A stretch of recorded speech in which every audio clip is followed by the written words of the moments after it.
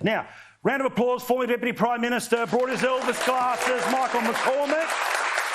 Oh, hello, Hunker. How are you, man?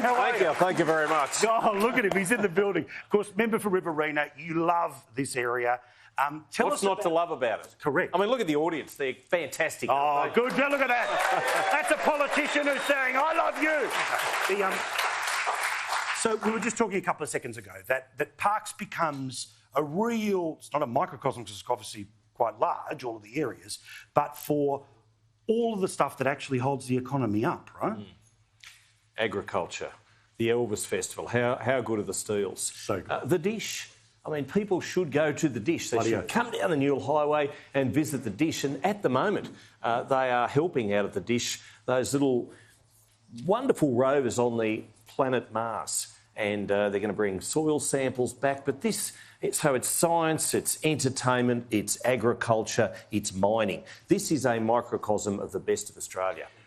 I was walking around this weekend and you have a chat to people and always, you know, local government's a lot closer than anything's going to happen in Canberra. How do you make sure that, I mean, obviously it's easy when you're the Deputy Prime Minister, but when you're trying to argue from the other side, how do you make sure that people aren't forgotten, that it's not just about human beings equals infrastructure, that it's about people who are hurting on cost of living, people who need all sorts of support that anyone in the city does?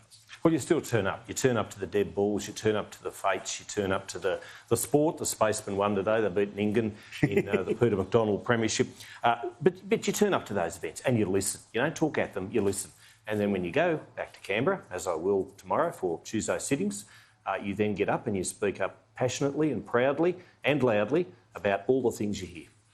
Collectively, it feels like, and again, you know, I'm very opinionated at the start. I don't want to be particularly party political now, but just as an idea, when regional Australia is trying to pull as one to remind the people who are setting policy, who may live in places that don't even see the rest of their own capital city, let alone come and see the rest of their country, how do you speak to bureaucrats who may not leave Canberra? How do you get people to... Well, you've raised a great question, and the difficulty is I think too many of the ministers these days are listening to the bureaucrats and letting them have all the say. None of those bureaucrats will ever have their name on a ballot paper, and certainly none of those bureaucrats, or very few of them, ever get beyond the bubble that is Canberra. And that's the problem.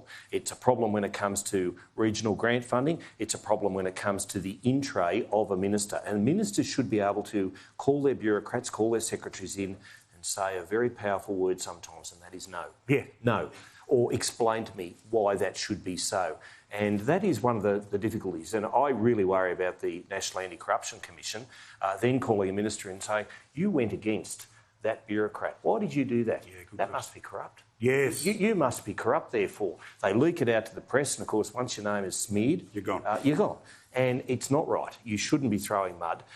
And certainly the ministers should occasionally actually just say no, because the bureaucrats aren't running the show. They shouldn't be. Well, this is part of the exchange as to why we vote. We vote for the people who represent us to sit on top of... The House of Representatives is a people's house. It is a people's, or it should be. Yeah. It always was. Well, will it always be? We'll find out together.